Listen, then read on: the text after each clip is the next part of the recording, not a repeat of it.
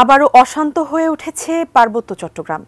খাগড়াছড়ির দীঘিনালায় পাহাড়ি ও বাঙালিদের এই সংঘর্ষ ছড়িয়েছে রাঙামাটিতেও। টানা কয়েকদিন ধরে চলা এই সহিংসতায় অন্তত 4 জনের মৃত্যুর ঘটনা ঘটেছে।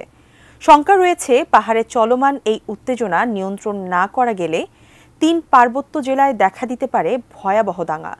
তবে হঠাৎ কী কারণে পাহাড়ে অস্থিরতা দেখা দিল, এর নেপথ্যেই বা কারা রয়েছেন, এ নিয়ে চাঞ্চল্যকর তথ্য দিলেন স্থানীয় সরকার উপদেষ্টা এএফ হাসান আরিফ।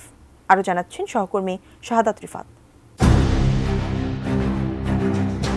ঘটনার সূত্রপাত 18 সেপ্টেম্বর খাগড়াছড়ি জেলা সদরে মোটরসাইকেল চুরির ঘটনাকে কেন্দ্র করে কতিপয় উচ্ছৃঙ্খল জনতার পিটুনিতে নিহত হন মোহাম্মদ মামুন নামের এক যুবক। এর জেরেই রক্তক্ষয়ী সংঘাতে জড়ায় পাহাড়ি ও বাঙালিরা। বৃহস্পতিবার অর্থাৎ 19 সেপ্টেম্বর দীঘিনালায় পাহাড়িদের ব্যবসা প্রতিষ্ঠান ও বাড়িঘরে হামলা এবং অগ্নিসংযোগের ঘটনা ঘটে। সে সময় দুপক্ষের সংঘর্ষে বেশ কিছু হতাহতের ঘটনা ঘটে। ওই দিন রাতেও সেনাবাহিনীর সঙ্গে পাহাড়িদের ব্যাপক গোলাগুলি হয়। পুরো পার্বত্য এলাকায় ছড়িয়ে পড়ে আতঙ্ক।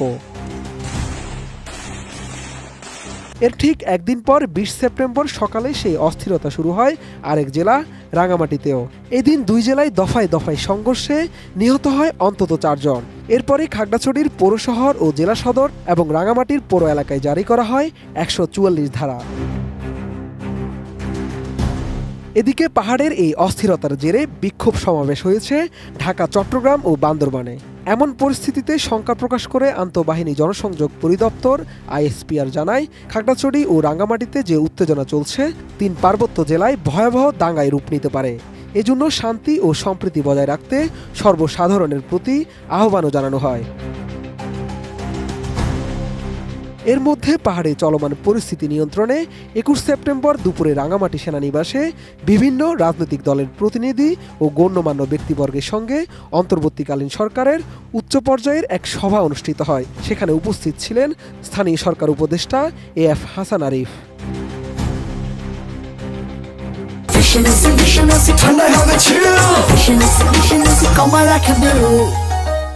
সবাই পাহাড় নিয়ে ষড়যন্ত্রের আভাস দিয়ে স্থানীয় সরকার উপদেষ্টা জানান, পার্বত্য চট্টগ্রাম নিয়ে যে ষড়যন্ত্র হচ্ছে তা বাইরে থেকে নিয়ন্ত্রণ করা হচ্ছে, যাদের উদ্দেশ্য বাংলাদেশের সম্প্রীতি নষ্ট করা। সম্প্রীতি থাকবে, আমাদের কাঁধ মিলিয়ে সকলে আমরা একসঙ্গে কাজ করব, একসঙ্গে আমাদের জীবনযাত্রা পালিত করব।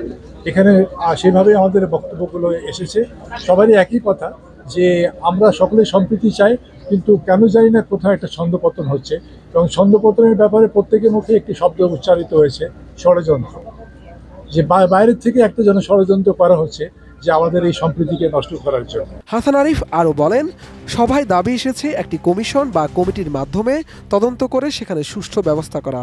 যারা প্রকৃত দোষী তাদের যেন আইনের আওতায় নিয়ে আসা হয়। একটা প্রত্যেক জায়গায় দাবিও আসছে যে একটা কমিশন বা একটা কমিটির মাধ্যমে তদন্ত কমিটি করে সেখানে সুষ্ঠু ব্যবস্থা করা, যারা প্রকৃত দোষী তাদের যেন আইনের আওতায় তাদেরকে নিয়ে আসা হয়। এ সময় স্বরাষ্ট্র উপদেষ্টা লেফটেন্যান্ট জেনারেল অবসরপ্রাপ্ত জাহাঙ্গীর আলম চৌধুরী, পার্বত্য চট্টগ্রাম বিষয়ক মন্ত্রণালয়ের উপদেষ্টা সুপ্রদীপ চাকমা, পুলিশের মহাপরিদর্শক মইনুল ইসলাম, সেনাবাহিনীর চট্টগ্রামের GOC major general Mohammad Moinur Rahman, বিভাগীয় কমিশনার তোফায়েল ইসলাম সহ সংশ্লিষ্ট কর্মকর্তারা উপস্থিত ছিলেন। শাহাদাত রিফাত, এটিএন নিউজ, চট্টগ্রাম।